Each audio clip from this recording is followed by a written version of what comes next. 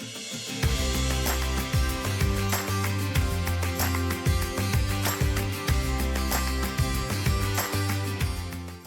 there, today I will be sharing 6 of my family's all-time favorite dump cakes with you, and if you don't know what a dump cake is, seriously, it is a cake that tastes like $1 million, but all you have to do is dump the ingredients into a baking dish. It is amazing. Let's get to my kitchen and let's get started. We need to start today out with this mixed berry cobbler. It is so perfect for all year round. Into my 9x13 baking dish, I'm adding in a 40-ounce bag of frozen mixed berries, then sprinkle about 1/4 cup of oats over the top. Next, I'm sprinkling on a tablespoon of brown sugar, and then I'm going to sprinkle 1 box of French vanilla cake mix all over the top of that. And then you're going to kind of want to spread the cake mix out with your hand. Make sure you don't stir it. You don't want to stir this, otherwise it just won't set up properly. Now I'm sprinkling 1/4 cup more oats over the top along with a tablespoon of brown sugar.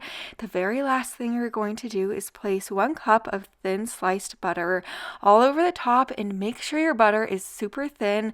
That way this will just set up the best in the oven and it will cook just so wonderfully.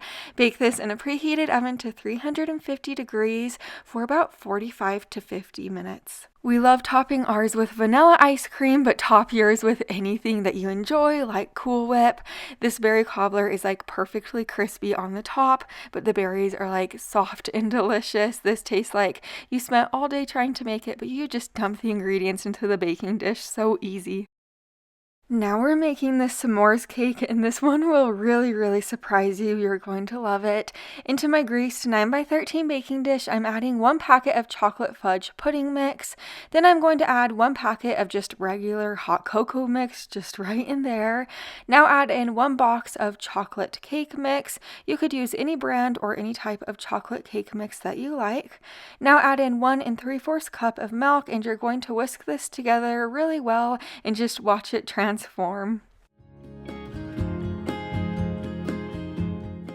Now sprinkle 1/2 cup of chocolate chips over the top and bake this in a preheated oven to 350 degrees for about 35 minutes. And once it's out of the oven, just put some marshmallows all over the top. You could use the mini marshmallows or the regular ones, or cut the regular ones in half. That's what I did. And then put this under the broiler in your oven for 1 to 2 minutes, or until the marshmallows are like golden brown.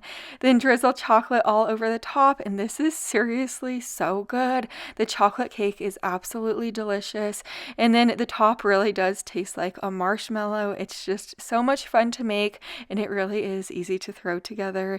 It is super duper good. Now we're making this pineapple upside down cake, and even if you're not the biggest pineapple fan in the world, I really think you're going to like this one. So after you spray your 9x13 baking dish with nonstick spray, add in 4 tablespoons of melted butter along with 1/2 cup of brown sugar.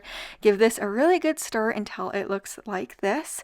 Next, you're going to add in 1/3 cup of chopped pecans. That's optional. If you don't want to add them, you certainly don't need to. Then add in a 10-ounce jar of maraschino cherries. Make sure the jar is drained and you don't add the cherry stems in there. Now I'm going to add in 2 20-ounce cans of crushed pineapple. Just spread them out so that's like an even layer on top. Make sure you don't stir anything. That's the thing with like dump cakes. You don't want to stir the ingredients or the cake just won't turn out. Next, I'm just adding 1 box of yellow cake mix on the very top. And the last thing you're going to do is add 3/4 cup of thin sliced butter over the top. Make sure your butter is very thin and add it all over the top. Bake this in a preheated oven to 350 degrees for 40 minutes. This pineapple upside down cake is so dreamy and delicious. We topped ours with vanilla ice cream. I don't even know how to explain it to you just because it is that good. That brown sugar mixture on the bottom kind of turns into like a glaze in a way and just makes it so delicious. You need to try this one. Now we're making this Cinnabon cake, and this one is a lot of fun. So I have a greased 9x13 baking dish right here. I'm going to add 2 7-ounce cans of cinnamon rolls. I'm just using like the Pillsbury rolls to the bottom of the baking dish. You do want to make sure you set the frosting packets aside. We're going to be using them later, but just place the cinnamon rolls all over the bottom just like this.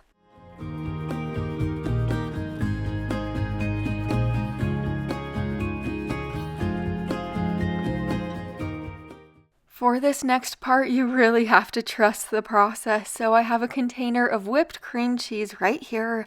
I'm going to place a scoop on top of each cinnamon roll just like this. I'm using my cookie scoop, but you could also just use a spoon.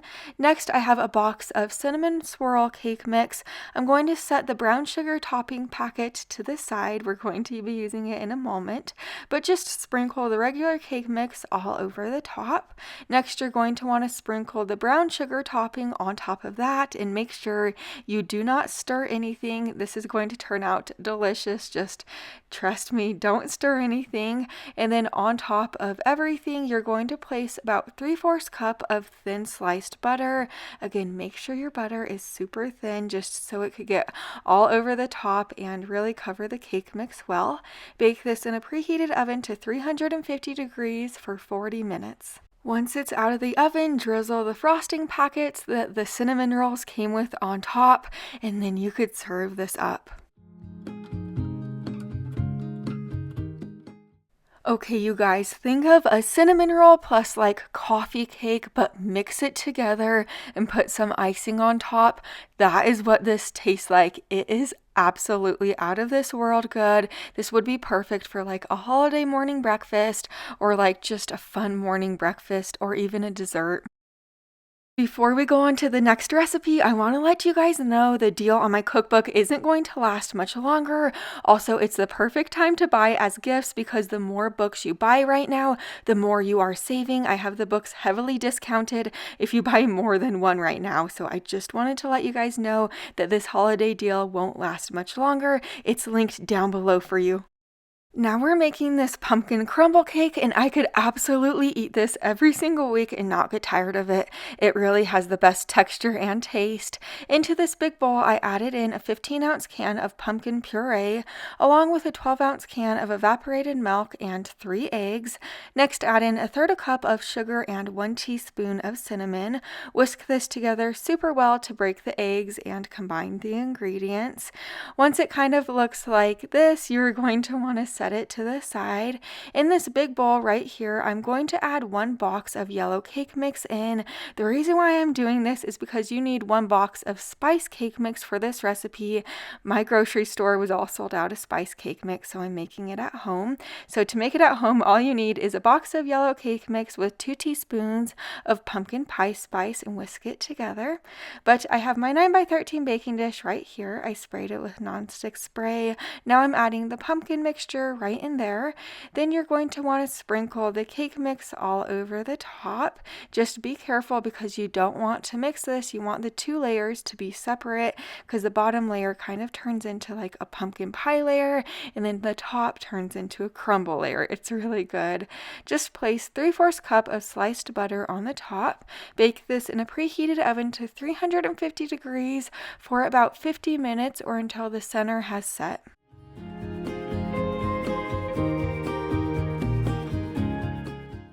Once it's out of the oven, you want to wait about 20 minutes before you cut into it, just so the bottom layer has extra time to set. But this is probably one of my all-time favorite desserts. That pumpkin pie mixture on the bottom is absolutely phenomenal, and the top part is like almost like crispy and soft at the same time. This is 10 out of 10. Now we're making this Reese's peanut butter cake, so I have a 9x13 baking dish right here. I'm spraying it with nonstick spray, then I'm adding 1 box of chocolate cake mix in. Next, add 1 box of chocolate pudding mix right in there. The reason why I'm adding that pudding mix in is because it adds a lot of additional flavor, moistness, and it adds a denser texture. So it just makes the cake better. Then add 1 cup of chopped Reese's peanut butter cups in, along with 1/3 cup of Reese's Pieces. Then add 1 3/4 cup of milk in and give this a stir until all the ingredients are combined and it just looks like cake batter like this. Bake this in a preheated oven to 350 degrees for about 35 minutes or until the center of the cake has set and it's completely cooked through. We topped our cake with more Reese's peanut butter cups and Reese's Pieces with a scoop of ice cream. If you're a chocolate peanut butter lover like me, you will absolutely devour this cake. Those chocolate peanut butter cups in the cake, they're just super good as well. But yeah, this one's super easy to make and just so good. You don't want to miss the next video, so make sure you're subscribed so you don't miss it. I'll see you there. Bye for now.